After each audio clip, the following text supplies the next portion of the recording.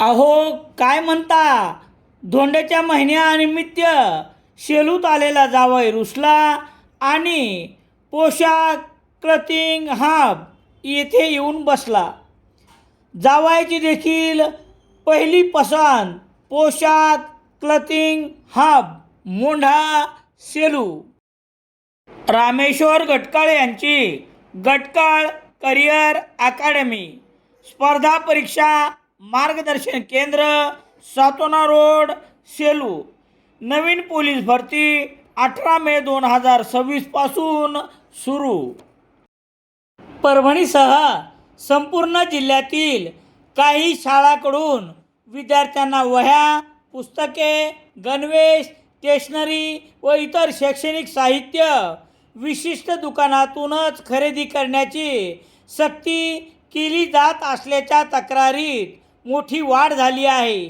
तसेच राज्यभरात खाजगी कोचिंग क्लासेसचे वाढते व्यापारीकरण, अवाजवी शुल्क आकारणी आणि विद्यार्थी पालकांची होणारी आर्थिक लूट याबाबत कठोर उपाययोजना करण्याची मागणी काँग्रेसच्या वतीने शुक्रवार 12 जून रोजी एका निवेदनाद्वारे मुख्यमंत्री महाराष्ट्र राज्य यांच्याकडे जिल्हाधिकारी यांच्या मार्फत करण्यात आली आहे.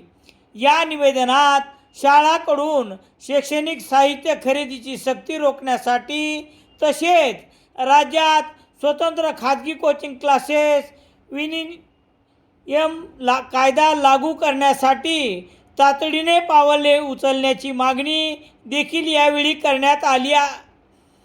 दिलेल्या निवेदनात म्हटले आहे की काही शाळांकडून विशिष्ट दुकानांमधून साहित्य खरेदी करण्यासाठी पालकावर दबाव टाकला जात असून त्यामुळे पालकावर अतिरिक्त आर्थिक भार पडत आहे. यामुळे स्थानिक व्यापाऱ्यांनाही फटका बसत आहे.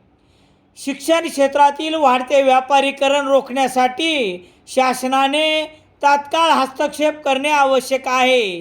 तसेच अनेक खाजगी कोचिंग क्लासेसकडून अवाढव्य शुल्क आकारले जात असून प्रवेशानंतर फी परत न करण्याच्या अटी, दिशाभूल करणाऱ्या जाहिराती आणि निकालाचे अतिरंजित सादरीकरण यामुळे पालक व विद्यार्थ्यांची एक प्रकारे फसवणूकच होत असल्याचे निवेदनात नमूद करण्यात आले आहे. 1ली ते 11वी पर्यंतच्या विद्यार्थ्यांसाठी सुरू असलेल्या व्यावसायिक शिक्षणामुळे शाळांमधील उपस्थिती कमी होत असून नियमित शिक्षण व्यवस्थेवर विपरीत परिणाम होत असल्याची चिंताही व्यक्त करण्यात आली आहे. काँग्रेसच्या वतीने शाळांचे साहित्य विक्रीची चौकशी, सक्ती करणाऱ्या संस्थांवर कार्यवाही, कोचिंग क्लासेसची अनिवार्य नोंदणी, शुल्क नियंत्रण यंत्रणा, विद्यार्थ्यांच्या तक्रारी निवारण्यासाठी स्वतंत्र प्राधिकरण, आर्थिकदृष्ट्या दुर्बल विद्यार्थ्यांसाठी 25% मोफत जागा कोचिंग क्लासेसमध्ये तरतूद, तसेच राज्यातील प्रमुख कोचिंग संस्थांच्या कार्यपद्धतीची उच्चस्तरीय समितीमार्फत चौकशी करण्याची मागणी करण्यात आली आहे.